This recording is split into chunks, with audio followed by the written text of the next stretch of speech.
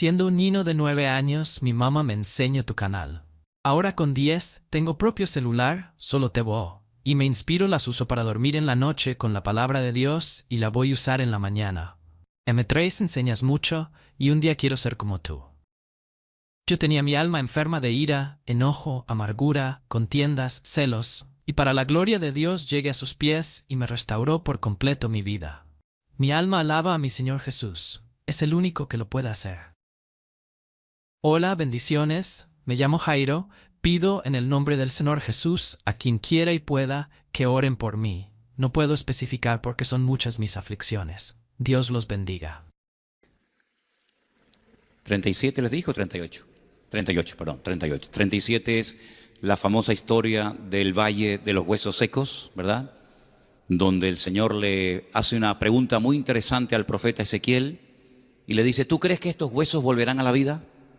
Dice que eran huesos secos en gran manera. Y el profeta Ezequiel le dice al Señor, no lo sé, Señor, tú lo sabes.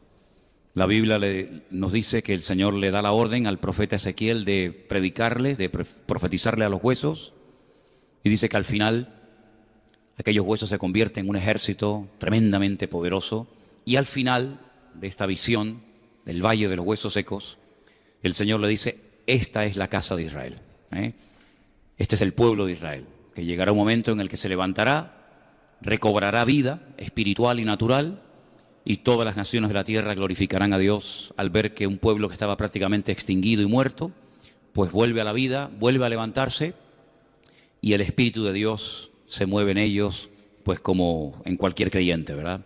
Ese es el capítulo 37. Pero si vamos al capítulo 38 y 39, nos habla de que este pueblo, una vez que ya ha sido restaurado, una vez que ya está consolidado como pueblo y habitando en la tierra de ellos de toda la vida, pues al final de los tiempos va a ser atacado. Y ya entraríamos en lo que es escatología, ¿no? Entraríamos en lo que son profecías de largo alcance. Por supuesto, el pueblo de Israel ha librado y experimentado un montón de batallas. Jerusalén ha sido destruida unas cuantas veces y restaurada unas cuantas veces. El pueblo de Israel y prácticamente toda la historia del Antiguo Testamento es guerra tras guerra, matanza tras matanza. Si sumáramos todas las cifras de muertos que nos da el Antiguo Testamento que cayeron en batalla, la lista sería impresionante, ¿no? Pero al final de los tiempos, repito, una vez que Israel esté tranquilo, confiado y asentado en su tierra, un rey, un personaje, un líder político que la Biblia en este capítulo lo llama God, ¿vale? Dice la Biblia que Dios pondrá en su corazón, es Dios el que mueve los hilos, es Dios el que lo trae, y dice que desde el norte, sabemos que Israel hace frontera con muchos países, pero al norte hace frontera con Siria, uno de los peores enemigos que ha tenido siempre el pueblo de Israel. Bueno, por los altos del Golán, por las tierras del norte, Israel experimentará un ataque sin precedentes. Será un ejército. En el libro de Ezequiel no lo dice, pero Juan, cuando escribe el libro del Apocalipsis, da una cifra impresionante. ¿Alguien recuerda? 100 millones. 100 millones de soldados. Eso es una barbaridad. 100 millones de soldados, armados hasta los dientes, con el único objetivo de atacar Israel, apropiarse del país, a tomar posesión de la ciudad de Jerusalén. Y bueno, se lleva a cabo la famosa batalla de Armagedón. La batalla de Armagedón, para ir situando un poquito cronológicamente los acontecimientos finales, es una batalla que se lleva al final de la Gran Tribulación. No es algo que ocurre al principio. La Gran Tribulación son fundamentalmente 7 años, son los 7 años del libro de Apocalipsis, quitando el mensaje inicial a las iglesias. Todo el resto del capítulo prácticamente está sin cumplir. Bueno, pues todas las profecías que leemos en el libro del Apocalipsis se cumplen, se llevan a cabo en un corto periodo de 7 años que conocemos como la Gran Tribulación. Tiempo que en el Antiguo Testamento también se le conoce con el nombre del tiempo de angustia de Jacob, o el tiempo de angustia de Israel, donde millones de soldados dirigidos por este líder llamado God, se unirán otras muchas naciones, y ahí se menciona naciones que en la actualidad tienen otro nombre. Se menciona, por ejemplo, a Cus, a Fut, y todas esas naciones son, por ejemplo, Turquía, Libia, Irán y otras naciones que se van a unir con Rusia, hablemoslo claro, con Rusia, que desde el norte atacará el pueblo de Israel. Vamos a leer el capítulo 38 y prestar atención a las palabras, porque es un capítulo profético muy interesante que tiene que ver con lo que hemos estado viendo el domingo, los acontecimientos finales. Vino a mí palabra del Señor diciendo: Hijo de hombre, pon tu rostro contra Got en tierra de Magot, príncipe soberano de Mesec y Tubal. Son regiones en el Cáucaso, en el norte de Israel, ya tirando hacia Rusia, y profetiza contra él. Y así ha dicho el Señor: he aquí yo estoy contra ti, oh God, príncipe soberano de Mesec y Tubal. Y te quebrantaré y pondré garfios en tus quijadas y te sacaré a ti y a todo tu ejército, caballos y jinetes de todo en todo equipados, gran multitud con paveses y escudos, teniendo todos ellos espadas. Persia, ahí está Irán, Cus y Fut con ellos, todos ellos con escudo y yelmo, bien pertrechados para la batalla, bien armados. Gomer y todas sus tropas. Si quieren saber un poquito más acerca de estos nombres, Mesec, Tubal, Gomer, etcétera, tienen que ir a los descendientes de Noé. En el libro del Génesis, ahí ustedes van a encontrar que los 3 hijos de Noé, cuando salen del arca, Sem, Can y Jafet, pueblan toda la tierra, ¿vale? Y unos van hacia el norte, otros van hacia Oriente Medio, otros van hacia África, y ahí pueden ver ustedes dónde están esas naciones y cómo se volvió a repoblar la tierra a través de los hijos. Estos son descendientes de los hijos de Noé, ¿vale? La casa de Togarma, de los confines del norte, y todas sus tropas, muchos pueblos, contigo. Estamos en el versículo 37, déjame leer aquí directamente. Prepárate y apercíbete tú y toda tu multitud que se ha reunido a ti, y sé tú su guarda, o su guía. De aquí a muchos días serás visitado, al cabo de años vendrá a la tierra salvada de la espada, recogida de muchos pueblos, esta es Israel, a los montes de Israel, que siempre fueron una desolación, mas fue sacada de las naciones, y todos ellos morarán confiadamente. ¿Sí? Cuando menos te lo esperas, es cuando van a atacar. Subirás tú y vendrás como tempestad, como nublado para cubrir la tierra, serás tú y todas tus tropas y muchos pueblos contigo. No viene él solo, sino viene acompañado de naciones árabes, de naciones del norte de Israel, incluso algunas naciones de Europa, etc. Así ha dicho el Señor: en aquel día subirán palabras en tu corazón y concebirás mal pensamiento. Y dirás: subiré contra una tierra indefensa, iré contra gentes tranquilas que habitan confiadamente, todas ellas habitan sin muros y no tienen cerrojos ni puertas. Así es como están muchas casas en Israel, aunque les parezca mentira. Sobre todo en el norte de Israel hay muchas casas que tienen la puerta abierta o la llave puesta, como se vivía antiguamente en las islas, incluso en La Gomera, que lo llegué a ver hace años. Pues así viven todavía en Israel muchas familias. Para arrebatar despojos y para tomar botín, para poner tus manos sobre las tierras desiertas ya pobladas y sobre el pueblo recogido de entre muchas naciones, que se hace de ganado y posesiones, que mora en la parte central de la tierra. Israel es, geográficamente, en la geografía bíblica, es el centro del mundo, es el ombligo del mundo, como dicen ellos, ¿no? Sabá, Dedán y los mercaderes de Tarsis y todos sus príncipes te dirán: ¿has venido a arrebatar despojos? ¿Has reunido tu multitud para tomar botín, para quitar plata y oro, para tomar ganados y posesiones, para tomar grandes despojos? Versículo 14. Por tanto, profetiza, hijo de hombre, y di a Gog: así ha dicho el Eterno, el Señor, en aquel tiempo cuando mi pueblo Israel habite con seguridad, ¿no lo sabrás tú? Vendrás de tu lugar, de las regiones del norte, tú y muchos pueblos contigo, todos ellos a caballo, gran multitud, poderoso ejército. Subirás contra mi pueblo Israel, ya ahí más claro agua, ahí ya no hay género de duda. Subirás contra mi pueblo Israel como nublado para cubrir la tierra, será al cabo, al fin de los días, y te traeré sobre mi tierra. ¿Quién lo trae? Lo trae Dios. Dios lo trae, Dios lo mueve. Dios pone en su corazón que venga, ven a atacar el pueblo de Israel, para que las naciones me conozcan. Ese es el objetivo. Ese es el objetivo. Cuando sea santificado en ti, oh God, delante de sus ojos. Porque así ha dicho el Eterno, el Señor: ¿no eres tú aquel de quien hablé yo en tiempos pasados por mis siervos los profetas de Israel, los cuales profetizaron en aquellos tiempos que yo te había de traer sobre ellos. Esto no es nada nuevo, es simplemente volver a recordar lo que ya se había profetizado y escrito.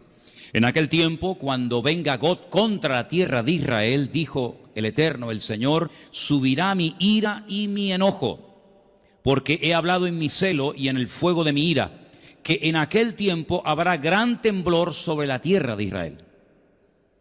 Es interesante que hay algunos cristianos que se van allí a Jerusalén a orar para que esto no acontezca.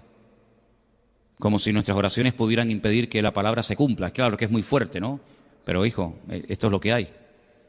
Los peces del mar, las aves del cielo, las bestias del campo y toda serpiente que se arrastra sobre la tierra y todos los moradores que están sobre la faz de la tierra temblarán ante mi presencia, se desmoronarán los montes y los vallados caerán y todo muro caerá a tierra. Y en todos mis montes llamaré contra él la espada, dice el Eterno, el Señor. La espada de cada cual será contra su hermano.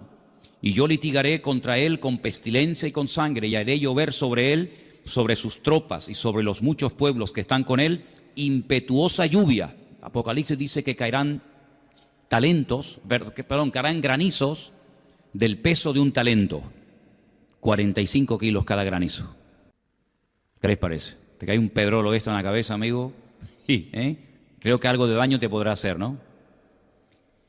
Impetuosa lluvia, piedras de granizo, fuego y azufre. Y seré engrandecido y santificado y seré conocido ante los ojos de muchas naciones y sabrán que yo soy el Señor. Las naciones de alrededor de Israel están todas dolidas, ofendidas, picadas, si me permiten la palabra, porque todas las veces que se han unido para pelear contra Israel, y ya van 7, todas las veces han perdido. Y no solamente han perdido la guerra, sino que han perdido prestigio, han perdido dinero, han perdido soldados y sobre todo han perdido tierra.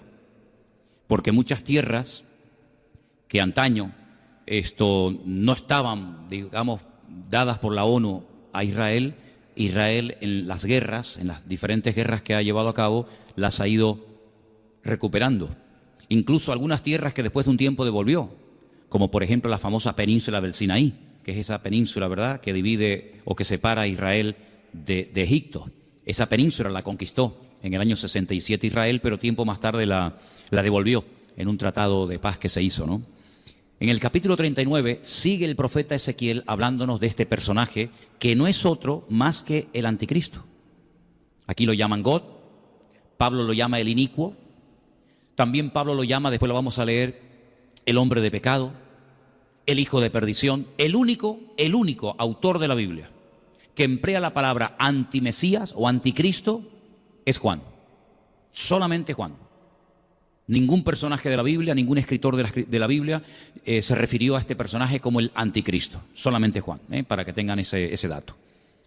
Capítulo 39. Tú pues, hijo de hombre, profetiza contra Gog y di, así ha dicho el Eterno el Señor, he aquí yo estoy contra ti, oh Gog, príncipe soberano de Mesec y Tubal. Todos estos nombres que estamos leyendo esta tarde, Mesec, Tubal, todos aparecen en el libro del Génesis en las famosas genealogías. Ahora se dan cuenta ustedes lo importante que son las genealogías en la Biblia, ¿vale? ¿Quién es Mesec? ¿Quién es Tubal? ¿A dónde fueron? ¿Dónde están? ¿Qué país es hoy en día? Eso es muy importante leerlo en el libro del Génesis. Dice el Señor, te quebrantaré y te conduciré y te haré subir de las partes del norte, otra vez menciona el norte, y te traeré sobre los montes de Israel. El centro de la batalla, aunque todo el país va a ser afectado, pero el centro de la batalla se va a llevar a cabo en un valle inmenso, un valle que nace en el norte de Israel y que termina en la costa que lo podemos ver ese valle, el valle de Jezreel o el valle de Megiddo. Es un valle precioso, es un valle inmenso y allí va a ser el centro de la batalla. Les dije en una ocasión que Napoleón, cuando estuvo en Israel y vio aquel enorme valle, dijo, este es el valle perfecto para llevar a cabo una gran batalla. Y es que realmente allí caben pues millones y millones de personas. Así que es un valle que prácticamente cruza todo el país, de norte a sur, y puedes ver el final del valle, o el principio, según como lo veas, en la ciudad de Haifa, la ciudad costera, una ciudad muy bonita, una ciudad importante de Israel. Versículo 3, te sacaré y sacaré tu arco de tu mano izquierda, y derribaré tus saetas de tu mano derecha. Sobre los montes de Israel caerás. Fíjate, aún no había nacido este hombre y ya el Señor le dice lo que va a hacer, dónde va a ser, cómo va a morir y hasta dónde va a ser enterrado. Es que la Biblia cuenta el futuro como si fuera pasado, como algo que ya ha ocurrido. Fíjate que le dice, sobre los montes de Israel caerás tú y todas tus tropas, los pueblos que fueron contigo, a aves de rapiña de toda especie y a las fieras del campo, te he dado por comida. Es increíble. Versículo 5, sobre la faz del campo caerás, porque yo he hablado, dice el Eterno, el Señor. Enviaré fuego contra Magot y sobre los que moran con seguridad en las costas, y sabrán que yo soy el Señor. Haré notorio mi santo nombre en medio de mi pueblo Israel, y nunca más dejaré profanar mi santo nombre, y sabrán las naciones que yo soy el Eterno, el Santo de Israel. Después de esta batalla ya no habrá género de dudas de que todas las naciones de la tierra tendrán bien claro que el único Dios que controla, que gobierna, que dirige al mundo es el Eterno, es el Señor nuestro Dios. Haré notorio mi santo nombre en medio de mi pueblo, nunca más dejaré profanar mi santo nombre. Versículo 8, he aquí viene y se cumplirá, dice el Eterno, el Señor, este es el día del cual he hablado. Esto todavía no se ha cumplido. Estamos leyendo algo que aún no se ha llevado a cabo. Los moradores de las ciudades de Israel saldrán y encenderán y quemarán armas, escudos, paveses, arcos, saetas, dardos de mano y lanzas, y los quemarán en el fuego por 7 años. Es una barbaridad. 7 años prendiéndole fuego a todo el armamento que Gog y todas las naciones que le van a acompañar llevarán a cabo durante 7 años la destrucción de estas armas. Sí, es algo descomunal, algo que jamás en la historia ha ocurrido, ¿no? 7 años quemando el armamento. No traerán leña del campo ni cortarán de los bosques, sino que quemarán las armas en el fuego y despojarán a sus despojadores y robarán a los que les robaron, dice el Eterno, el Señor. Esto ya pasó. Es muy importante ver cómo a veces en la historia lejana, distante, ya ha ocurrido algo que nos indica cómo puede ser el futuro que estamos leyendo en esta tarde. Por ejemplo, el gran imperio de Egipto, el faraón, el emperador de Egipto, una potencia militar tremenda. Pánico le daba a las naciones ser atacada por Egipto. Era un imperio tremendo, sus pirámides, sus templos, etc. ¿Quién iba a pensar que un puñado de esclavos iban a humillar al faraón, al imperio más poderoso de la tierra? Y no solamente lo iban a humillar en cuanto a su vida espiritual, sino que iban a dejar el país destruido, totalmente destruido, las cosechas, los animales, incluso hasta el heredero, el hijo del faraón, murió en la última plaga porque era el primogénito, y al no pintar con la sangre del cordero la puerta de su casa, los postes y el dintel, el ángel de la muerte entró y mató al heredero. El faraón vio la destrucción de todo el país. ¿Quién diría que un pueblo de esclavos Dios lo iba a sacar de una forma tan poderosa? Y ojo, la última noche el Señor le dice, vayan por las casas de los egipcios y pídanle que les den oro, plata. Bueno, al fin y al cabo les debían 400 años de sueldo, no le habían dado el finiquito a Israel. Entonces en la última noche cobren lo que no han cobrado, lo que no les han pagado durante 400 años, que lo paguen en una sola noche. Dice que despojaron a los egipcios, se quedaron arruinados, totalmente destruidos. ¿De dónde se creen ustedes que sacó Israel tanto oro para posteriormente construir el tabernáculo en el desierto? Dice que con los arcillos de las mujeres hicieron un becerro de oro. Y un becerro es un bicharraco, un animal bien grande. Solamente con los arcillos y con los aretes hicieron un becerro de oro. ¿Cuánto costaría ese becerro de oro al peso? Hoy en día, ¿no? Una fortuna. Pues le quitaron todas las posesiones a los egipcios, los dejaron totalmente arruinados, y por eso dice aquí que nuevamente, pues ellos van a despojar a sus despojadores y a los que les robaron también. Verso 11. En aquel tiempo, esto es muy interesante este dato, en aquel tiempo yo daré a Gog lugar para sepultura allí en Israel. el valle de los que pasan al oriente del mar, y obstruirá el paso a los transeúntes, pues allí enterrarán a Gog y a toda su multitud, y lo llamarán el valle de Hamón Gog. Esto es la multitud de Gog. Ayer hablábamos, Elena y yo, de algo que me ha llamado siempre mucho la atención. Por ejemplo, si ustedes van a Londres, ustedes van a encontrar estatuas por todas partes. Hay una estatua de Churchill, hay estatuas levantadas, monumentos conmemorativos a los soldados que tomaron parte en la Segunda Guerra Mundial. Ellos los países levantan estatuas a sus próceres, a sus líderes. En Israel no vas a encontrar ni una sola estatua de nadie. Y me decía Elena, no, espera, yo he visto en Israel una sola estatua. Una estatua en el monte de Sión al rey David, con un arpa. Pues ya no está. ¿Saben que hace 2 o 3 viajes que hemos hecho allí, ya la estatua de David la quitaron? No hay estatuas ni a David, ni a Salomón, ni a ningún rey, ni a ningún general, ni a ningún soldado, ni a ningún héroe. No hay estatuas en todo el país de Israel con figura humana. Hay monumentos y tal, pero con figura humana, como podemos ver aquí o en Venezuela, Simón Bolívar o Sucre o Miranda o sabe Dios quién. Bueno, había unas de Franco que ya las quitaron también y hasta el caballo se lo llevaron. Pues en Israel no hay estatuas. Entonces, ¿cómo recuerdan ellos a los difuntos? ¿Cómo recuerdan ellos a los que dieron la vida por la patria en una guerra o a sus hombres valientes? Pues cada año, como ahora, hace ayer o antes de ayer, celebraron el Yom HaZikaron, que es el día del recuerdo de todos los que han caído en combate, todos los que han caído en batalla, y se para el país y la gente sale de los coches y se suenan las sirenas por todo el país y la gente se pone firme, porque es un homenaje a todos los que han dado su vida por el país. Y también se recordó la Shoah, que es el día del holocausto nazi. Es decir, que si en ese día no se hace una reunión especial con el presidente, con músicas, con militares y tal, no hay ninguna forma de ir por el país viendo, mira, aquí hay una estatua de fulanito o una estatua. No hay estatuas por ninguna parte del país, por ninguna parte.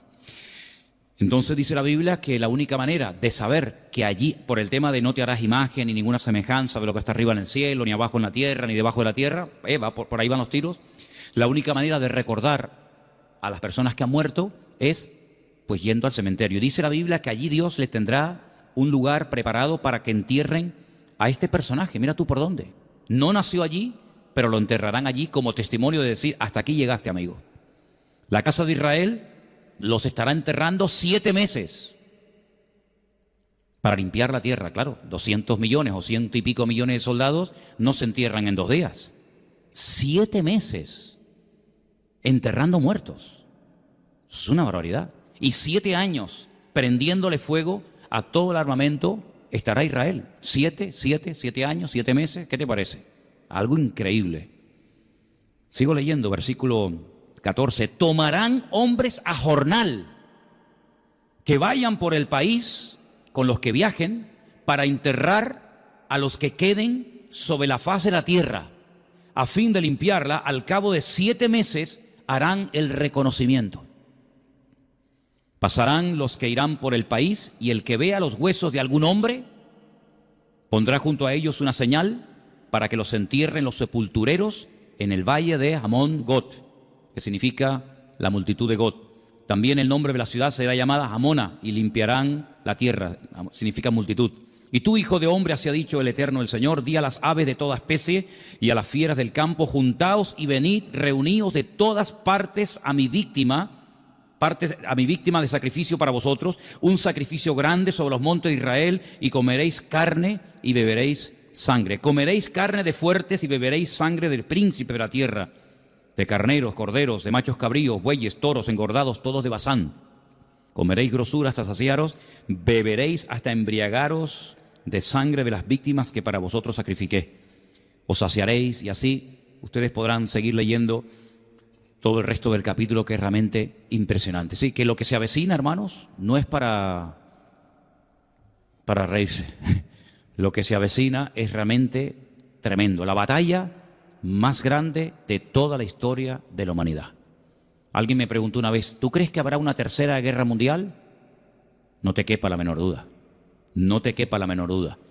Si quieres tener más detalles, yo siempre digo que es muy bueno decir, bueno, ¿esta batalla la cuenta otra persona de la Biblia? Sí, claro. Por ejemplo, Joel. Les animo a leer el libro de Joel, un libro cortito. Allí se dice lo que le harán a las mujeres. Allí se dice por dónde entrarán. Allí se dice cosas muy interesantes que tienen que ver directamente con esta batalla. Todo el libro de Joel prácticamente. Y luego también hay unos datos muy interesantes sobre esta batalla en el libro de Zacarías. Y me gustaría que leyéramos parte de ese capítulo. No te lo dije que lo buscáramos, pero se encuentra en el capítulo 14 del libro del profeta Zacarías. Y ahí se nos dan unos datos muy, muy interesantes que yo estoy convencido de que Zacarías no entendía nada de lo que estaba diciendo. Zacarías capítulo 14, verso 1, dice: He aquí el día del Señor viene. En medio de ti serán repartidos tus despojos, porque yo reuniré a todas las naciones para combatir contra Jerusalén. Todas las naciones quieren a Jerusalén. La ciudad será tomada, serán saqueadas las casas, violadas las mujeres. La mitad de la ciudad irá en cautiverio, mas el resto del pueblo no será cortado de la ciudad. Después saldrá el Señor y peleará con aquellas naciones como peleó en el día de la batalla. Y se afirmarán sus pies, ahí se da un dato más que no nos dice ni Joel ni Ezequiel, se afirmarán sus pies en aquel día sobre el monte de los olivos. Y nos da un sitio concreto. Y el monte de los olivos sabemos que está en Jerusalén, ¿vale? Luego la segunda venida del Mesías se llevará a cabo en Jerusalén. Él cuando viene no pone sus pies en Capernaum, ni en Madrid, ni en cualquier otra ciudad, sino sobre el monte de los olivos. ¿Qué es lo que pasa cuando Él pone sus pies, cuando afirma la planta de sus pies sobre ese monte? Pues dice la Biblia que el monte de los olivos se partirá por en medio hacia el oriente y hacia el occidente, hacia el este y hacia el oeste, haciendo un valle muy grande, que no existe ese valle en este momento. La mitad del monte se apartará hacia el norte y la otra mitad hacia el sur. Si se abre allí una zanja, un valle descomunal, huiréis al valle de los montes, porque el valle de los montes llegará hasta Azal. Huiréis de la manera que huisteis por causa del terremoto en los días de Usías. Usías. ¿Se acuerdan de cómo murió? ¿Alguien se acuerda cómo murió el rey Usías? Está en Isaías capítulo 6. El día que murió el rey Usías, vi yo al Señor sentado en su trono. Sus faldas llenaban el templo. Y oí querubines que decían: Santo, santo, santo es el Señor. Y al final el Señor dice: ¿a quién enviaré? ¿No se acuerdan eso? El rey Usías murió leproso. ¿Se acuerdan que le brotó la lepra en su frente? Y el día que murió el rey Usías, el Señor llama al profeta Isaías. Y vendrá el Señor mi Dios, y con él todos los santos. San Pancracio, la Virgen de Guadalupe, ¿no? Todos los santos vendrán con el Señor. Luego ya estaban con Él. Si vienen con Él, es porque ya estaban con Él. Si no, ¿cómo van a venir los que no están con Él? Daros cuenta de los detalles. El Señor viene, pone sus pies sobre el monte de los olivos, pero Él no viene solo. Él viene con sus santas decenas de millares, como dice también otro versículo en Judas, y dice la Biblia que viene con todos los santos. Y acontecerá que en ese día no habrá luz clara ni oscura. ¿Usted lo entiende? Yo no. No lo entiendo. Porque si no hay ni luz clara ni luz oscura, será un día el cual es conocido del Señor, que no será ni de día ni de noche. Ahora lo entiendo menos. Porque puede haber mucha luz o poca luz, pero si no es de día ni de noche, ¿qué es entonces? Solamente ese día sabe el Señor cómo será. Porque para nosotros o es de día o es de noche. Será un día diferente. Será un día único. Es que vamos a ver tantas cosas, hermanos. Ustedes se creen que lo sabemos todo. Y cuando estemos en la presencia del Señor, vamos a darnos cuenta que no sabemos nada. Vamos a empezar de cero. Pero sucederá que al caer la tarde, habrá luz. Cuando cae la tarde, hay luz. Es como si al revés, ¿no? Cuando cae la tarde es de noche. Pero en este caso es al revés. Acontecerá también en aquel día que saldrán de Jerusalén aguas vivas. En Jerusalén no hay ríos, pero saldrán aguas vivas. la mitad de ellas hacia el mar oriental y la otra mitad hacia el mar occidental, en verano y en invierno. Sí, Jerusalén va a cambiar completamente, así que si quieren ver Jerusalén como está ahora, aprovechen para ir ahora, porque cuando venga el Señor va a ser completamente diferente. Habrá un valle inmenso, habrán aguas vivas, por lo tanto, vamos a conocerla ahora para compararla después con la que veremos, ¿no? El Señor será rey sobre toda la tierra. ¿Cuántos dicen amén? En aquel día el Señor será uno, y uno su nombre. Adonai Echad, dice la Biblia, ¿no? Toda la tierra se volverá como llanura, desde Geba hasta Rimón, al sur de Jerusalén, y ésta será enaltecida y habitada en su lugar, desde la puerta de Benjamín hasta la puerta primera, hasta la puerta del ángulo, y desde la torre de Ananeel hasta los lagares del rey. Morarán en ella y no habrá nunca más maldición, sino que Jerusalén será habitada confiadamente. ¿Ve? Aquí ya viene también la restauración, no solamente la destrucción, el ataque, ¿verdad?, por parte del anticristo y sus tropas, sino que ahora Zacarías nos da un rayo de esperanza, nos da un rayo de luz y nos dice que Jerusalén va a ser restaurada, va a volver a ser habitada, el Señor estará allí en Jerusalén. Y ahora da un dato muy interesante, versículo 12. Esta será la plaga con que herirá el Señor a todos los pueblos que pelearon contra Jerusalén. ¿Cuál es esa plaga? Dice en el versículo 12, la carne de ellos se corromperá estando ellos sobre sus pies. Así que no han muerto, están de pie. Pero estando de pie, vivos, la carne se les va a corromper y se consumirán en las cuencas sus ojos y la lengua se les deshará en su boca. Esto es o un ataque nuclear o un ataque bacteriológico. Algo, un arma rara que no la hemos visto, que lógicamente nunca se vio en la Biblia a nadie que muriera así. A nadie se le vio nunca morir así. Pero dice que esta plaga, esta forma de morir, esta forma de aniquilar a millones de seres humanos, será la plaga, el ataque, la condenación, el castigo con la que el Señor va a castigar a todos los pueblos que se atrevieron a atacar la ciudad santa de Jerusalén. Es decir, esto es una referencia directa a armas que son armas modernas, que no existían, lógicamente, en los tiempos del profeta Zacarías, ni mucho menos. Acontecerá en aquel día que habrá entre ellos gran pánico, enviado por Dios. Trabará cada uno de la mano de su compañero y levantará su mano contra la mano de su compañero. Se matarán entre ellos. Entre ellos se matarán. Bueno, ya pasó una vez, ¿no? En el Antiguo Testamento ya ha pasado en varias ocasiones que venían a atacar al pueblo de Israel y al final se matan entre ellos, salen corriendo. Israel obtiene una batalla, una victoria tremenda en aquella batalla. Pues otra vez volverá. Muertos de miedo, se atacan, se matan los unos a los otros. Judá también peleará en Jerusalén, serán reunidas las riquezas de todas las naciones de alrededor, oro, plata, ropas de vestir en gran abundancia. Así también será la plaga de los caballos, también morirán así, de los mulos, de los camellos, de los asnos, de todas las bestias que estuvieran en aquellos días, en aquellos campamentos. Ahora, otro rayo de esperanza.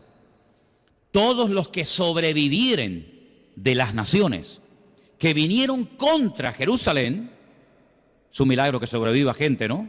Pero van a sobrevivir muchos, subirán de año en año para adorar al Rey, al Señor de los ejércitos, y a celebrar la fiesta de los tabernáculos. ¿Qué te parece? Otra vez se restaura la fiesta de los tabernáculos, ya estando el Mesías en Jerusalén como Rey soberano de toda la tierra. Tienen que subir todos los años. Todos los que se escaparon con vida, todos los que sobrevivieron, tienen que ir todos los años a Jerusalén a adorar al Rey en la fiesta de los tabernáculos, fiesta que se sigue celebrando hasta el día de hoy, es una semana de fiesta y generalmente cae o en septiembre o en octubre, generalmente en octubre, ¿vale? La famosa fiesta de los tabernáculos, una fiesta que les recuerda la peregrinación por el desierto. Tienen que construir una cabañita, una cosita de madera y estar allí viviendo y comiendo durante una semana. Y es una fiesta que dice la Biblia que se celebrará y tienen que subir las naciones a adorar al Rey justamente en esa época. Sigo leyendo. Acontecerá que los de las familias de la tierra que no subieren a Jerusalén, luego la voluntad no les queda anulada, porque habrá algunos que dicen, yo no voy a subir a Jerusalén para adorar al Rey, al Señor de los ejércitos, no vendrá sobre ellos lluvia. Interesante, ¿no? ¿No quiere subir? ¿No quieren adorar al Rey? Durante un año no va a caer ni una gota de agua en tu tierra, en tu país. Ya me contarás. ¿Qué te parece? Si la familia de Egipto no subiere y no viniere, sobre ellos no habrá lluvia. Vendrá la plaga con que el Señor herirá las naciones que no subieren a celebrar la fiesta de los tabernáculos. Esta será la pena del pecado de Egipto y del pecado de todas las naciones que no subieren para celebrar la fiesta de los tabernáculos. En aquel día estará grabado sobre las campanillas de los caballos, santidad al Señor. Las ollas de la casa del Señor serán como los tazones del altar, y toda olla en Jerusalén y en Judá será consagrada al Señor de los ejércitos, y todos los que sacrificaren vendrán y tomarán de ellas y cocerán en ellas, y no habrá en aquel día más mercader en la casa del Señor de los ejércitos. ¿Cuántos dicen amén? Es impresionante la cantidad de información que el Señor nos ha dado a través de diferentes profetas del Antiguo Testamento. Solamente he mencionado a 3, a Joel, que no le hemos leído, un poquito de Zacarías y un par de capítulos de Ezequiel. La información que tenemos acerca de lo que viene es impresionante. Muchísima gente ignora todo esto. Mucha gente piensa que las cosas van a arreglarse, que todo el mundo se va a portar bien, que los árabes van a ser buenos, que Rusia va a decir, bueno, ¿para qué queremos seguir conquistando? Vamos a quedarnos en nuestra tierra. Pero si dijéramos eso, si enseñáramos eso, el buenismo, ¿no? Que viene una época buena, que no va a pasar nada, pues nos estaríamos engañando. Y estaríamos engañando a la vez a la gente. La Biblia nos habla de que va a haber guerras. Ya lo dijo el Señor, lo leímos el domingo, el capítulo 24 de Mateo, ¿se acuerdan? Y Lucas 21. Guerras, rumores de guerras, reino contra reino, nación contra nación. Algo increíble. Padres contra madres, nueras contra suegras, hijos contra padres, padres contra hijos. Realmente la maldad del ser humano no conoce límites. Y dice la Biblia que cuando estas cosas, no esta batalla en sí, porque esto es al final, pero cuando estas cosas comiencen a suceder, erguid vuestras cabezas porque sabed que vuestra redención está cerca.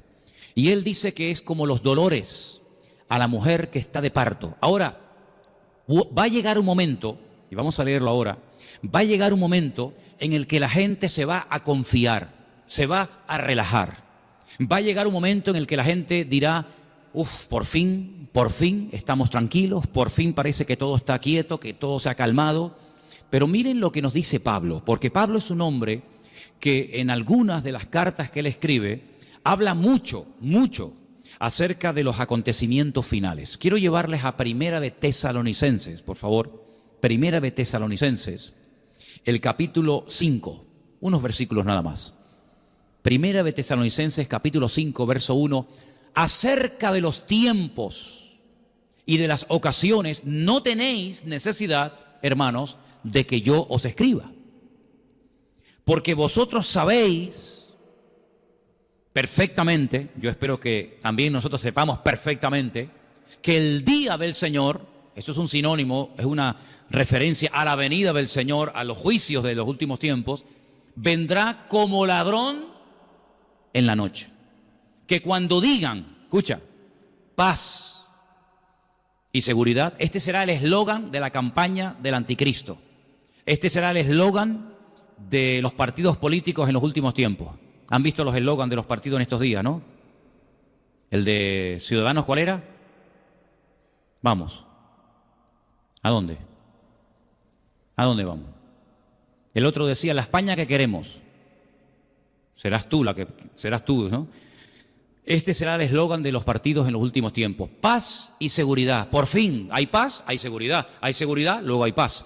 Cuidado, cuando empecemos a escuchar mucho de paz y seguridad, porque entonces vendrá sobre ellos destrucción repentina. Así, pum, de repente. Como los dolores a la mujer encinta. Y no escaparán. ¿Cuántos dicen amén? Mas vosotros, hermanos, no estáis en tinieblas para que aquel día os sorprenda como ladrón en la noche. Es decir, toda la información que tenemos es para estar preparados, para que no nos sorprendan las cosas que van a suceder, para que no nos llevemos las manos a la cabeza, para que no nos desanimemos y mucho menos enfriarnos, porque por ahí hay una advertencia, que creo que también la leíamos el domingo, que ante todo este panorama, guerras, rumores de guerras, epidemias, terremotos, etcétera, el amor de muchos se enfriará. Y cuando habla del amor de muchos se enfriará, pues yo creo sinceramente que se está refiriendo al amor de los creyentes, porque no va a hacer referencia al amor de los inconversos, sino que el amor de muchos creyentes, de muchos discípulos de Cristo, se enfriará. Y algunos apostatarán de la fe, y otros se mandarán a mudar, y otros dejarán el camino. Pero el que persevere hasta el fin, ese será salvo, ¿vale? Entonces, dice la Biblia que esto es un principio de dolores, no es el fin, porque el fin no vendrá inmediatamente. Esa frase a mí me gustó muchísimo, justamente la leíamos el domingo. El fin, dice, no vendrá inmediatamente, vendrá, pero poco a poco, como los dolores a la mujer que está de parto y ya no hay marcha atrás, ¿verdad? Una vez que empiezan los dolores, amigo, ya se acabó. Prepárate que ya viene. Y los dolores anticipan que el niño está a punto de nacer, ¿verdad? Ahora, para nosotros los creyentes, que vivimos en el mismo planeta donde van a ocurrir todo lo que hemos leído, porque no hay otro planeta que el Señor nos va a llevar mientras aquí pasan cosas tremendas, sino que la Biblia dice que cuando sale el sol, sale para justos e injustos, y cuando llueve se mojan los buenos, los malos, los creyentes y los inconversos. Nosotros tenemos que estar preparados y tenemos que estar a la expectativa, porque estas cosas son la evidencia de que nuestra fe, basada en la palabra de Dios, se está cumpliendo. Lo anormal sería que no ocurra nada. Preocúpate cuando no ocurran cosas. Pero cuando ocurran este tipo de calamidades, de tragedias, de guerras, de rumores de guerras, es la evidencia de que lo que profetizaron los profetas, incluso el mismísimo Señor Jesucristo, se está cumpliendo. Y ahí te vas a dar cuenta de que la Biblia no es un timo. Ahora, la gente hace referencia a las profecías de Nostradamus. ¿Ustedes por casualidad alguna vez han leído algo de Nostradamus? Yo creo que ni Nostradamus entendía lo que dijo. Es tan complicado entender a este tipo. Yo sinceramente creo que él empezaba a improvisar y todo lo que le salía lo escribía. Miren, hermanos, olvídense de las profecías de Nostradamus. Si ustedes quieren saber lo que va a ocurrir en los últimos tiempos, no lean el Corán.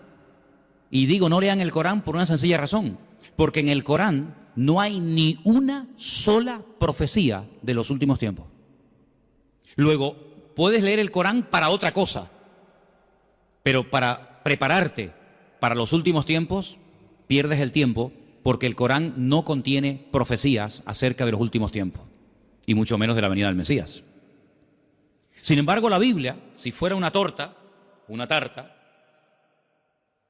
3 pedazos, si la partiéramos en 4 pedazos, 3 trozos, 3/4 partes, es totalmente material profético. Prácticamente hay muy pocos libros de la Biblia que no tocan las profecías. Sabemos que muchas de las profecías de las cuales habla la Biblia se han cumplido, o en el pueblo de Israel, o con distintos personajes bíblicos, o en la primera venida de Cristo. Pero hay un montón de profecías, hermano. Hay muchísimas profecías de los últimos tiempos que no se han cumplido. Y si les interesa el tema y quieren saber cómo es el anticristo, no tanto en su aspecto físico, sino cómo es su carácter, cómo es su naturaleza, cómo va a actuar, cómo va a reaccionar ante las cosas del mundo, pues no les queda más remedio que leerse algunos capítulos, sobre todo los últimos capítulos del libro de Daniel, y sobre todo algunos capítulos del libro de Apocalipsis, porque ahí vais a encontrar la esencia, la naturaleza del anticristo. Y a veces Juan en el libro del Apocalipsis habla del anticristo como una especie de león, de leopardo, ¿verdad?, de oso, y son animales que se utilizan en el libro de Daniel para hacer referencia a imperios que durante mucho tiempo estuvieron gobernando y sojuzgando las naciones de la tierra, pero que quedaron extinguidos. Pero la naturaleza, el carácter, la personalidad de esos imperios va a manifestarse en la naturaleza, en la personalidad del anticristo. Tendrá un poco de persa, tendrá un poco de babilónico, tendrá un poco de romano, tendrá un poco de griego. Claro, ahí hay que recurrir a la historia secular. ¿Cómo eran los romanos? ¿Cuál era la característica fundamental de los griegos? ¿Cómo se comportaban los persas? cómo actuaban, cómo atacaban, cómo hablaban, cómo pensaban y reaccionaban ante los problemas y circunstancias de la vida. Por ejemplo, la gente de Babilonia, los caldeos. Entonces, teniendo toda esa información, puedes decir, amigo, este personaje va a ser así, así, así y así. Desen cuenta que el anticristo no es como nos pintan las películas de Hollywood, un engendro de Satanás que tiene relaciones sexuales con una mujer y de ahí nace un personaje siniestro llamado el anticristo. No, quítense eso de la cabeza. Por favor, la referencia para el creyente no son las películas de Hollywood, la referencia correcta y exacta para el creyente es la Biblia. Y la Biblia nos dice que el anticristo tendrá padre y madre. Y probablemente hermanos o primos o sobrinos y lógicamente abuelos y antepasados. Será un ser humano de carne y hueso, con una unción diabólica como jamás en la historia nadie ha tenido. Será una mezcla de Nimrod, de Nabucodonosor, de Faraón, de Herodes, de Pilato, de Nerón, de Calígula, de Vespasiano, y será una mezcla terrorífica, más aparte otras muchas características que tendrá este personaje, que es un líder político, que durante algunos años, no muchos, gracias a Dios, durante un corto periodo de tiempo, fundamentalmente decimos 7 años, pero realmente en toda la intensidad de la palabra 3 años y medio, estará llevando a cabo un liderazgo siniestro sobre la faz de la tierra. Y quiero leerles algunas descripciones acerca de este personaje. Vamos a 2 de Tesalonicenses. Al final apareció el pasaje, ¿no? ¿Sí? Vale. Es que al principio no salía, pero bueno, ya lo tenemos ahí. Estamos en 2 de Tesalonicenses, voy a leer del 1 al 10. Fíjense las características de este personaje. Con respecto a la venida, dijimos el domingo que había 2 palabras para definir la venida del Mesías. Una era, esa es parousia, la segunda y la primera, epifanía. Con respecto a la parousia, con respecto a la venida, la segunda venida del Mesías, porque la primera ya se produjo, de la parousia de la venida de nuestro Señor Jesucristo, en nuestra reunión con Él, os rogamos, hermanos, aquí hay un ruego de Pablo, una tarea. Un día, si tienen tiempo, miren las veces que Pablo utiliza la palabra os ruego, os suplico. No es muchas veces, pero hay unas cuantas, y cada vez que Pablo ruega, cada vez que Pablo suplica algo, es algo de trascendental importancia. Aquí tenéis uno, os ruego. Y hay otros, que no os lo voy a decir para que ustedes lo encuentren. Tal vez Anderson puede sacar una predicación de ahí. Los ruegos de Pablo, las súplicas de Pablo a algunos creyentes. Ruego a, punto suspensivo, bueno, no me voy del tema. Que no os dejéis mover fácilmente de vuestro modo de pensar. Ahora, déjame pararme en esa palabra. No tenemos que movernos fácilmente de nuestro modo de pensar. Hay un versículo que dice, en esto pensad. ¿Lo habéis leído? Están Filipenses. Elena, búscame un segundito, por favor. Está al final de Filipenses. En esto pensad. Hay otro versículo acerca del pensamiento que nos dice que tenemos que llegar a tener la mente de Cristo. Eso es tremendo, ¿Cómo pensaba Cristo? Así es como nosotros deberíamos algún día llegar a pensar. Cristo nunca tuvo malos pensamientos. La mente de Cristo era una mente perfecta, totalmente centrada con la voluntad del Padre, ¿verdad? Entonces dice que no nos tenemos que dejar mover fácilmente de nuestro modo de pensar. Y yo pregunto, ¿y por qué el creyente en sus pensamientos estamos hablando ahora, por qué puede tener estabilidad?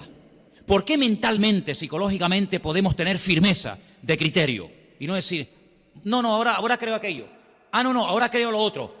Porque la Biblia dice, y vuelvo otra vez a citar a Pablo, cuando yo era niño, yo hablaba como niño, pensaba como niño, juzgaba como niño. Mas cuando ya fui hombre, dejé lo que era de niño. Dejé. ¿Y qué es el dejarlo de niño? Repito, cuando yo era niño, hablaba, el vocabulario, pensaba, pensamientos, y juzgaba, mi forma de actuar, como niño. Mas cuando ya fui hombre, cambié mi forma de hablar, mi forma de pensar y mi forma de actuar. ¿Lo pilláis o no? Es fácil, ¿no? Por eso dice, hermanos, os ruego que no os dejéis, déjalo ahí, no os dejéis mover fácilmente de vuestro modo de pensar. Y vuelvo a hacer la pregunta, ¿y cómo podemos tener un criterio fijo? Ser, permítame la expresión, cabezones y decir, de aquí no me muevo. Porque ya no soy un niño, porque ya tengo una información, porque ya tengo un conocimiento. Y cuando yo era un chiquillaje, espiritualmente hablando, cuando yo era un niño, una persona inmadura, inexperta, neófita, otra palabra que aparece en la Biblia, pues me podían engañar y me podían decir, oye, ahora hacemos esto, y ahora hacemos lo otro, y ahora decimos, no, momentito. Ya no me voy a dejar mover fácilmente de mi modo de pensar. ¿Por qué? Porque ahora mis pensamientos, cuando vienen a mi mente, yo los filtro, yo los cuelo y digo, ¿qué dice el versículo? Léelo fuerte. Todo lo que es verdadero. Ahí está.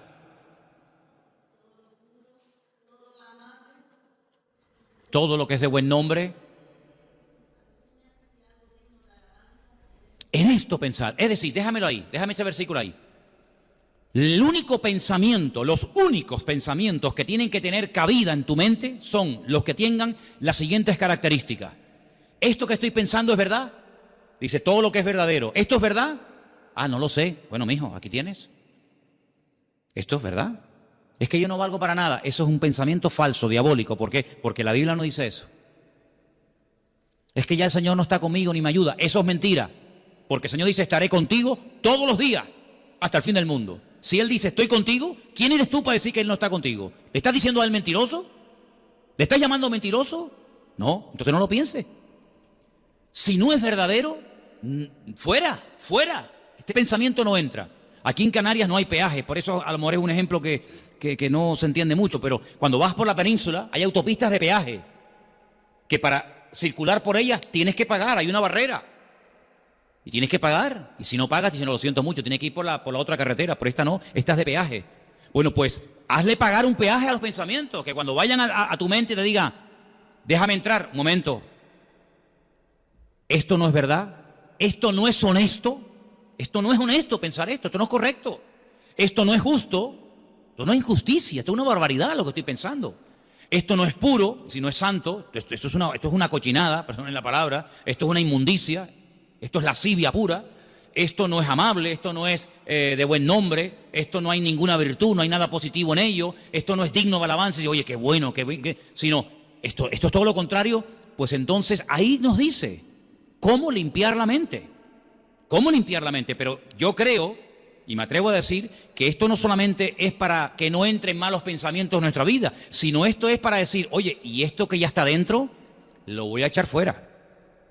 Porque a lo mejor no lo filtré adecuadamente y se me metió dentro, y ahora lo que voy a hacer es una limpieza de malos pensamientos, y a partir de ahora voy a tener sumo cuidado con lo que voy a pensar. Volvemos a Tesalonicenses, por eso Pablo dice, no os dejéis mover fácilmente de vuestro modo de pensar. Pero para no dejarme mover fácilmente de mi modo de pensar, tengo que ser maduro, porque el niño fluctuante, el maduro tiene criterio propio y dice, no, eso no puede ser, eso no es verdad, eso no es justo, eso no es verdadero. ¿Me explico?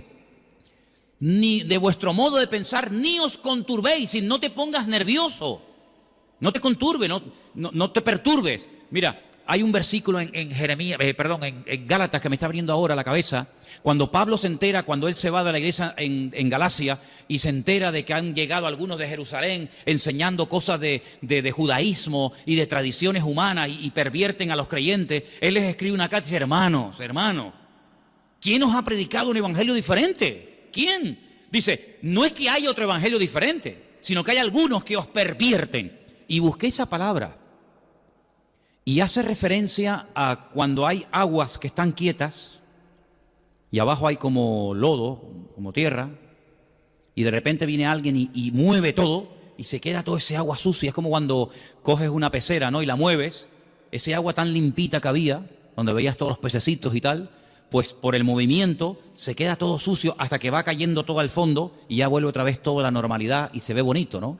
Pablo dice, alguien nos está moviendo, alguien nos está sacudiendo, que está pervirtiendo, Es como cuando el vino está bien tranquilo y de repente mueves el fondo y todo el pozo sale arriba. Dice, cuidado, que nadie te sacuda, que nadie te ponga nervioso, ni por espíritu, cuidado los que vienen a través del espíritu, ni por carta, ni por palabra, ni por carta, como si fuera nuestra, en el sentido de que el día del Señor está cerca.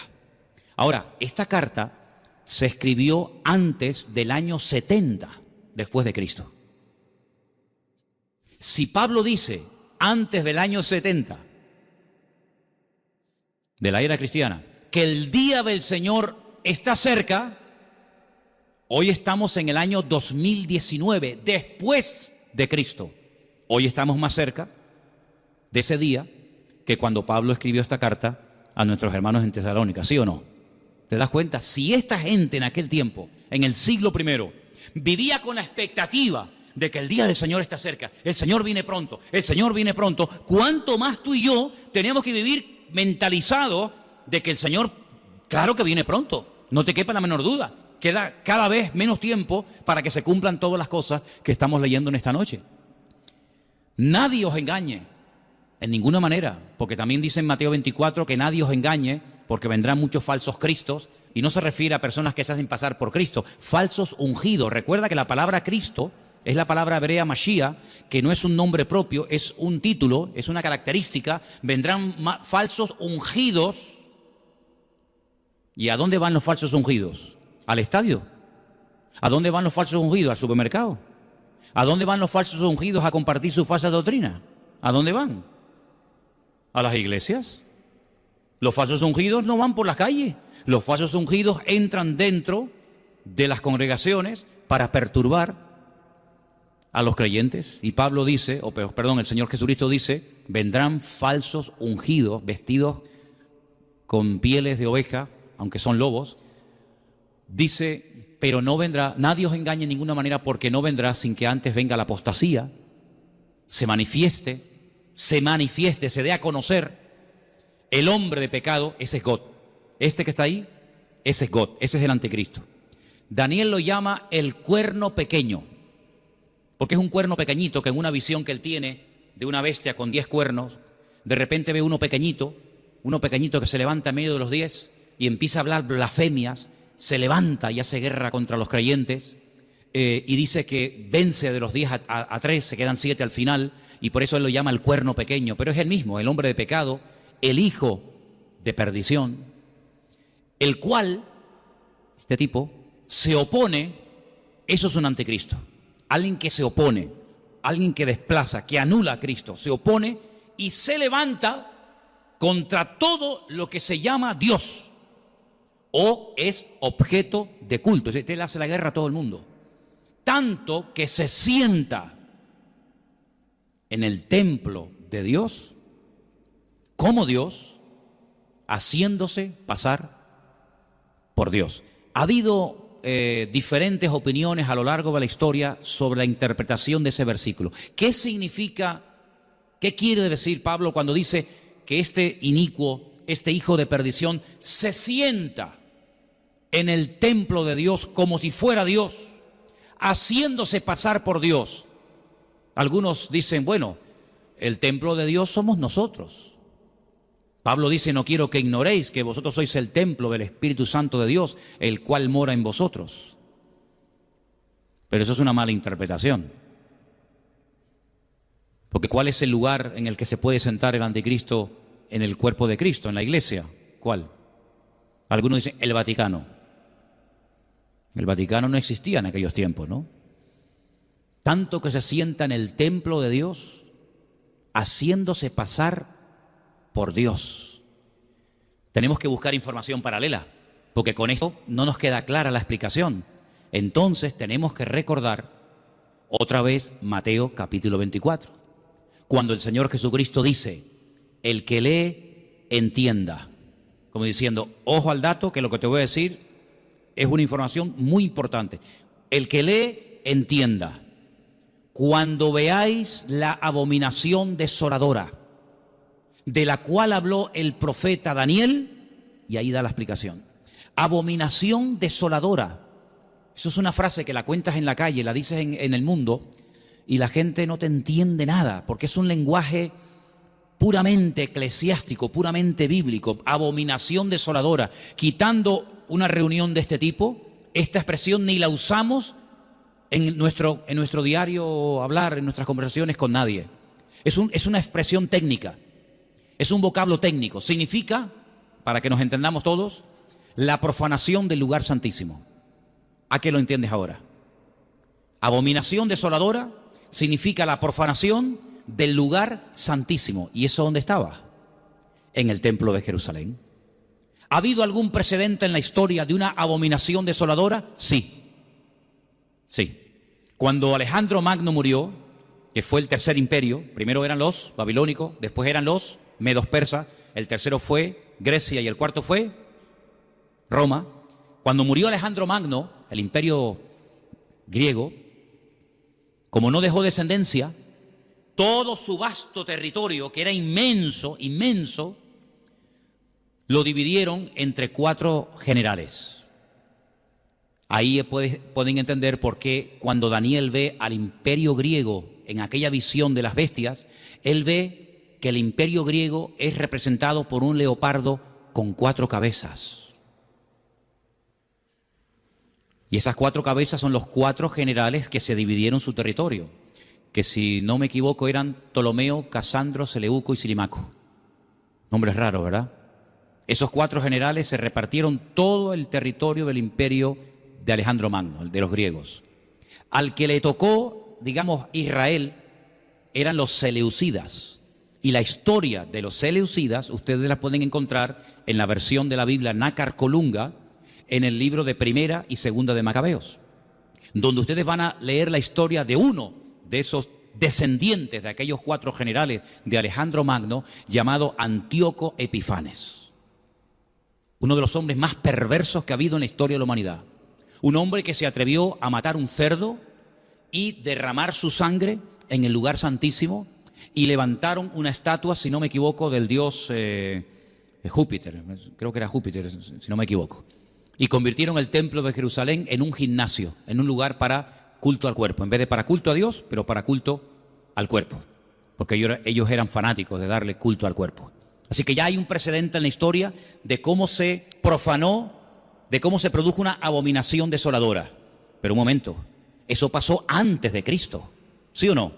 Eso pasó en la época de los griegos. ¿Cómo el Señor Jesucristo en Mateo 24 dice a los discípulos? Escúchenme una cosa, a los discípulos y a los descendientes de sus discípulos: cuando veáis la abominación desoladora de la cual habló el profeta Daniel, pero si ya se produjo, ¿cómo la vamos a ver otra vez? ¿Me explico o no me explico? Luego está haciendo referencia a otra abominación desoladora del mismo lugar santísimo que ya fue profanado en la época de los griegos, pero que volverá a ser profanada. Los romanos no profanaron el lugar santísimo.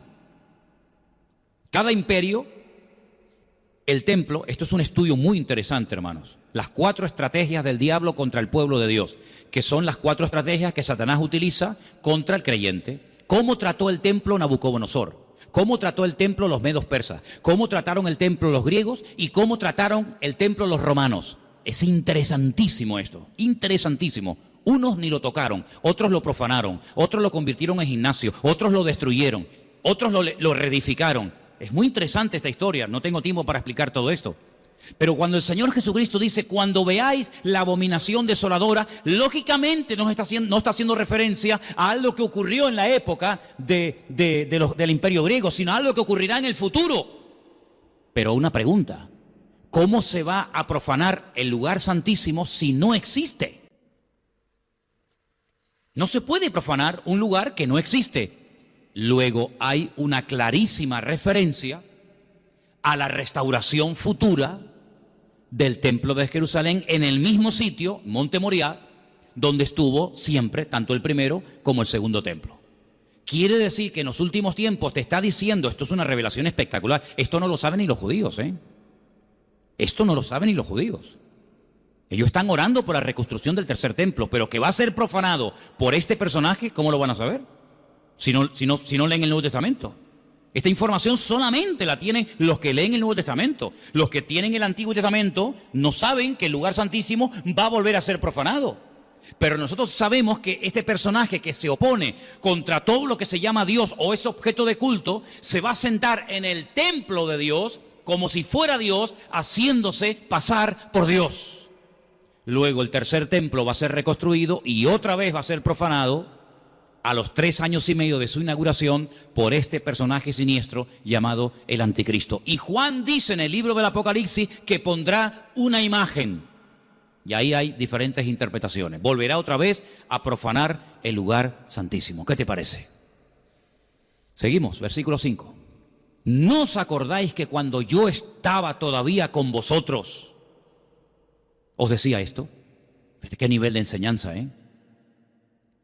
Vosotros sabéis lo que lo detiene, a fin de que a su debido tiempo se manifieste.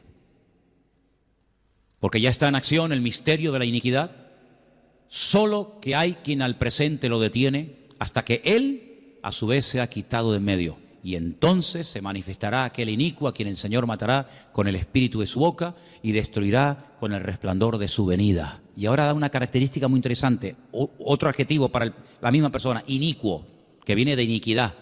Inicuo, cuyo advenimiento, cuya aparición o cuya manifestación es por obra de Satanás. Es decir, Satanás está detrás de este personaje. Satanás es el que va a ungir, el que va a usar a este tipo con gran poder y señales y prodigios mentirosos. Cuidado que habrá señales, habrán prodigios, pero cuidado que detrás de todo eso está una unción diabólica que le permite hacer cosas espectaculares, que pueden leerlas, por ejemplo, en el libro del Apocalipsis.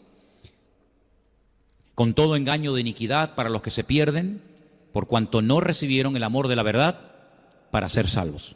Como conclusión, porque se nos fue el tiempo, estamos a punto de ver en estos tiempos cómo se va a dar a conocer un personaje con una influencia mundial, que probablemente, y aquí tendríamos tela para rato, se levantará de lo que antiguamente ocupó y conquistó el antiguo Imperio Romano. Para los que lo sepan y para los que no, los territorios que ocupó el Imperio Romano fueron desde Portugal, incluyendo por supuesto España, el Finisterre, el fin de la tierra, toda Europa, incluida las Islas Británicas, toda Europa, todo el norte de África, todo lo que sería hoy en día el Magreb, Libia, Egipto, etcétera, y todo lo que es Oriente Medio, Siria, Líbano, para ellos la antigua Palestina o Filistea. De ese territorio, que es como una especie así de herradura, de ese antiguo territorio se levantará este personaje político que gobernará a las naciones con una crueldad terrorífica. Tendrá un poder militar ilimitado, tendrá un poder económico brutal y tendrá una unción o un respaldo espiritual tremendo. Porque hay otro personaje del cual no habla el Antiguo Testamento. Mira tú por dónde. Esto es curioso, Solamente el Nuevo Testamento del Anticristo o del inicuo, el Antiguo Testamento está plagado de profecías, pero no nos dice nada sobre el falso profeta. Solamente el Nuevo Testamento nos da esa información. ¿Te das cuenta cómo hace falta leer los dos porciones de la Escritura? Si no te quedas cojo. ¿Quién es el falso profeta? Es el líder religioso, el jefe de la publicidad, el que va a intentar llevar a la gente a los pies del Anticristo para que terminen casi adorándolo y convirtiéndolo en una especie de Dios o de semidios. Y digamos que uno se va a encargar de las cuestiones políticas y otra de las cuestiones religiosas. Y de los dos nos habla mucho, largo y tendido, con infinidad de detalles Juan en uno de los capítulos, si no me equivoco, el 12 y el 13 del libro del Apocalipsis, donde te habla de su apariencia, de cómo habla, de cómo camina, de cómo actúa, etcétera, etcétera. Dice que tendrá apariencia de cordero, pero cuando abre la boca, la apariencia es una cosa, pero cuando abre la boca dice que es como un dragón. Y sabemos que el dragón es uno de los animales mitológicos que emplea el Nuevo Testamento para hacer referencia a Satanás. El dragón, la serpiente antigua. Entonces, estemos atentos, porque esto se va a dar de una forma tan normal. El mundo está clamando a gritos por alguien. Da igual si es de izquierdas, de centro, de derecha, de ultraizquierda, de ultraderecha, de ultracentro, no sé si hay ultracentro, pero el mundo está como loco clamando por alguien que arregle la economía, por alguien que arregle los conflictos sociales, laborales y políticos del mundo. Y ese personaje se va a levantar con una unción diabólica. ¿Por qué tanta unción? ¿Por qué tanto apoyo del diablo? Y concluyo, porque es la última, y lo digo claro así, es la última oportunidad del diablo para convertir al mundo en sus esclavos o en sus siervos. Después ya no quedan más oportunidades.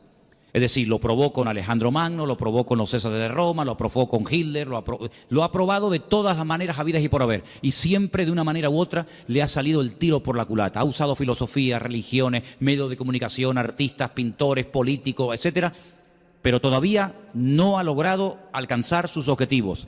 Satanás, negando su esencia, que es la primera vez en la historia que lo hace, el mentiroso, el padre de mentira, el que Jesús dijo que es un ladrón que viene a hurtar, a matar y a destruir, por primera vez en la historia, unge a este personaje político y viene ofreciéndole al mundo lo que el diablo no puede dar. Pero camuflado como ángel de luz le dice, dile que tú vienes a ofrecer paz y seguridad. Y la gente entrará al trapo, la gente se convertirá en masa y entonces comenzará a hacer una imitación del ministerio del Mesías, del ministerio de Cristo, donde Él comienza a marcar a todos sus seguidores, donde Él comienza a levantar y, entre comillas, a reconocer o a bendecir a todos aquellos que le adulan y que están a su alrededor, donde Él hace la guerra a todos aquellos que se levantan contra Él, que serán muchos. Entonces, estos tiempos van a ser tiempos muy interesantes porque todavía, y lo digo así con la boca abierta, todavía el anticristo no se ha manifestado. Por eso yo digo siempre, todavía no puede venir el Señor. Aunque algunos se escandalizan cuando oyen esto, ¿no? Porque hasta que no se manifieste el anticristo, no puede venir el Señor. Lo hemos leído en 2 Tesalonicenses capítulo 2, ¿verdad? Entonces, cuando se manifieste este personaje, cuidado, porque en cualquier momento se rompe la jugada, se rompe la partida.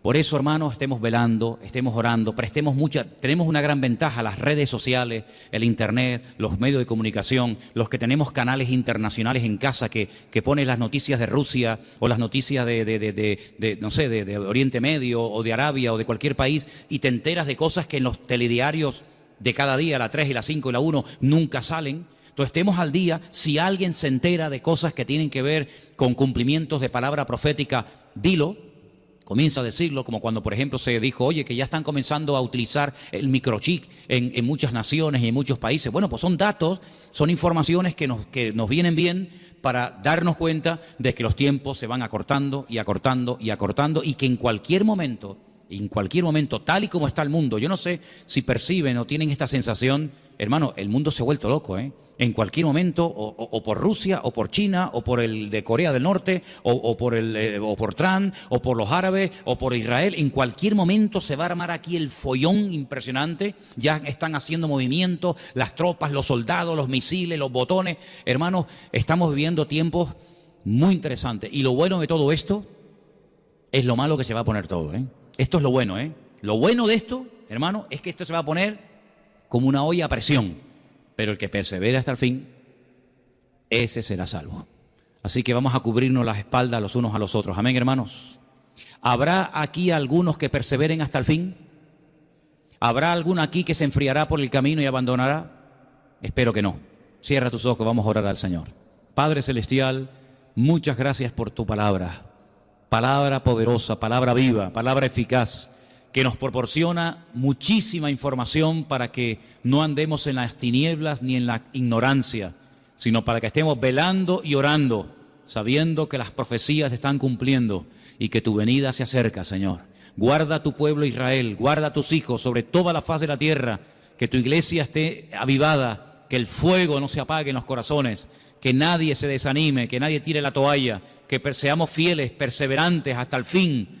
Y Señor, que aprovechemos también el tiempo para decirle al mundo que se preparen porque Cristo viene pronto. A ti la gloria y la honra, Señor, en el nombre bendito de Jesús. Amén y amén. Nos ponemos de pie, queridos hermanos. Vamos a prepararnos para levantar ya la ofrenda. Voy a pedirle a Adrián y a Dai.